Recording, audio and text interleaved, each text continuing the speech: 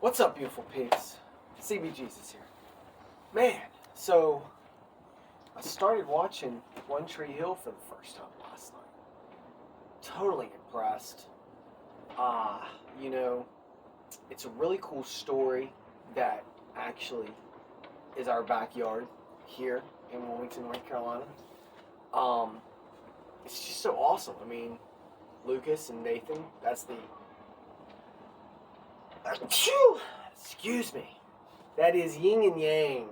That is Batman, Superman type.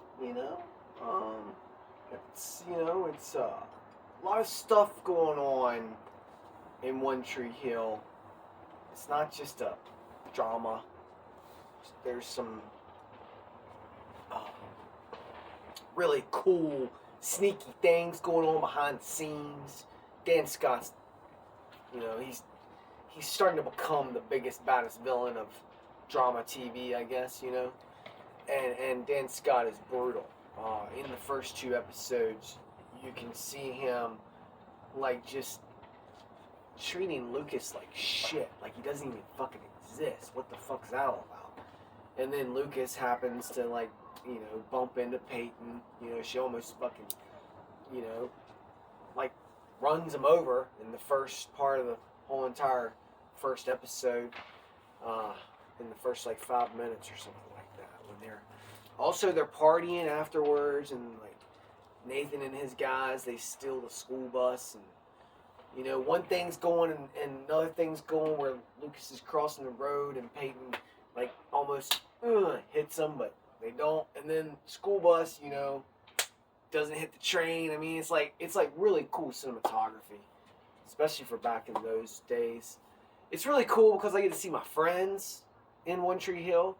My boy Cullen Moss, who I've known since '95.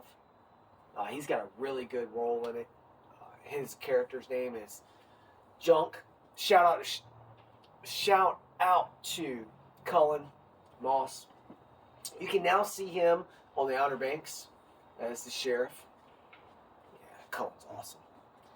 He's a comedian first, and then as the comedy just got better and better from Cullen, he was just amazing drama, theater. His acting skills are on a whole fucking level, whole different level. It's just amazing what he's been able to pull off in such a short period of time. And it's cool because it's about, Michael Jordan-esque type moves and stuff like that, because both the brothers are very talented.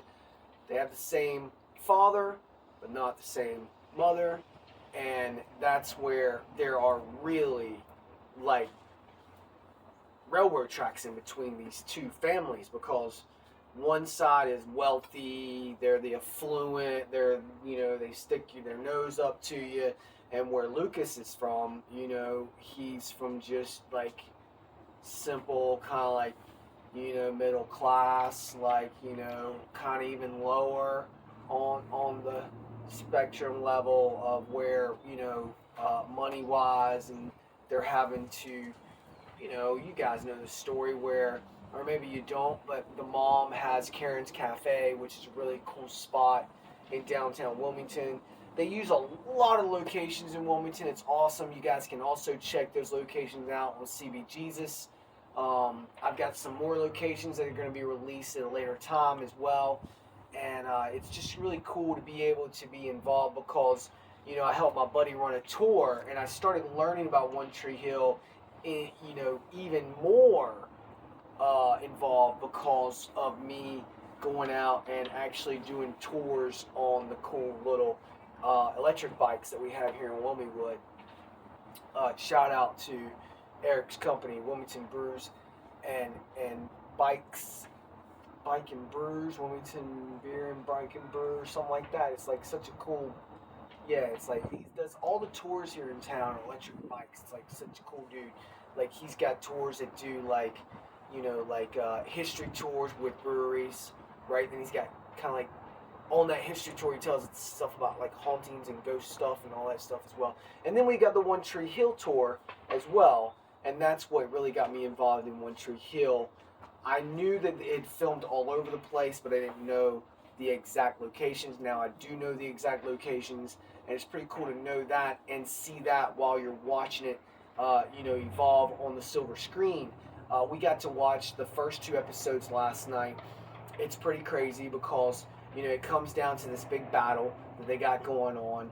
The coaches finally found out that Lucas has got skill on the playground because all his kids, and all his dudes, they play on the playground. And where Nathan, all those kids are like, structured and they're, playing in the gymnasium. But they all played in junior leagues not that long ago in middle school, and they all kicked each other's ass and they all played together as well. So it just depends on what was going on and what was doing what, and who was doing who.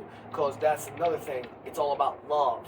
There's a girl involved named Peyton, and Nathan, that's his girlfriend, and then Lucas is attracted to her, and then, it's like a triangle type deal thing going on there.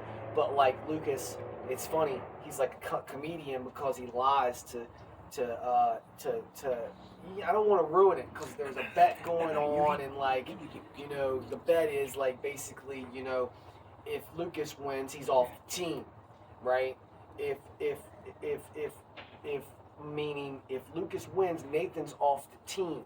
So if Nathan wins, Lucas, is off the team. But Lucas is like, I don't care, I just want a girl, and that's how it leads up to where actually at the end of the fucking episode, Lucas fucking hits and hits and hits and hits, and he's on fire, and they going back and forth, and they get to 14 and 14, and then next thing you know, it's the last point, that's it, right? So Lucas says, shoot, swish, and he wins. And Peyton's like, you can see in her face, she's excited, because she's tired of Nathan, because Nathan's treating Peyton like shit, all episode long, all the relationship long. He's a dick, right? His character is a dick head. And Lucas is kind of like real kind, gentle, like really zen, and like kind of like more like, chill, relaxed. Doesn't want drama or anything like that. Whereas Nathan and his dad always wants to drama, right? And that's where the soap opera thing might be coming in. You do have some elements of some soap opera thing with families and vindictive and revenge and all this stuff. But this boils down to a lot. This boils down to this little kid named Lucas, right? That grows up into a teenage kid, a senior, I believe, or junior in high school, senior year, yeah, something like that. Raven. And he gets a chance of his lifetime to play basketball, man. To play basketball. And man, he sucks. He's so nervous. He goes out there the first night and he just blows it. He humiliates himself. Now the question is, did he humiliate himself on purpose? Or has he really lost it? Right? You find out that he's really lost it until he really realizes that it's fear. That's all that's holding him back. That comes into my head right there. Fear. I want people to wake the fuck up. There is no such thing as fear. It's a mindset that the elitists, all the other people that are trying to control everything, fear doesn't exist. You just think fears exist because you've been taught to know how fear exists. So that's exactly what Lucas is feeling. So he's lost it. He can't hit a shot. He goes from hitting 15 shots, like literally he'll hit 15 shots in like 5 minutes on the court, right? He's that good. To 0 shots. 0 shots. Because he's scared. Because he faced his father for the first time in that basketball gymnasium, and his mom didn't want to show up on his first night because she was scared to face her ex-husband. And he felt that fear.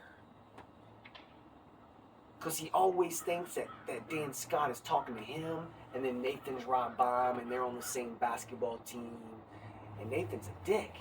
He doesn't pass the ball, and when he does pass the ball, he passes it really hard, so Lucas can't fucking, get it and shoot the ball. It's a great concept of a really good television series.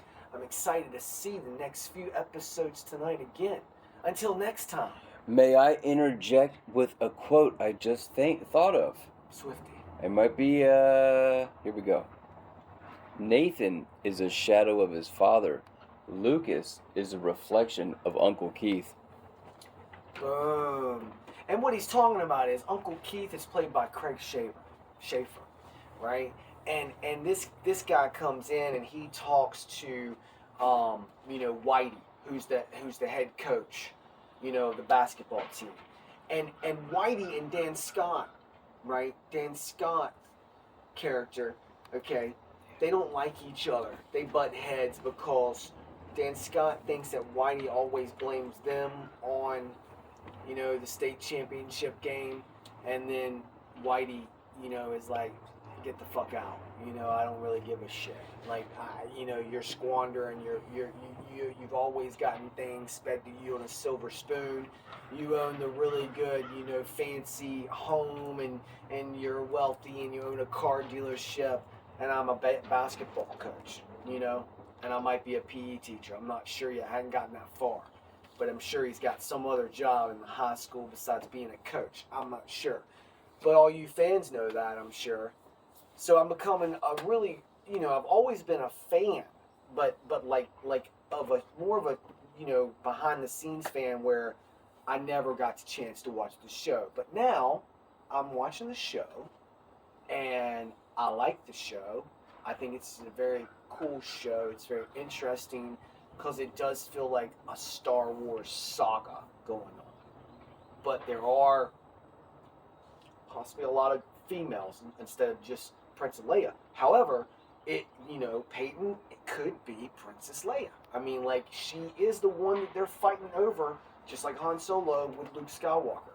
So it's a very interesting element. Until next time, love you guys. Peace.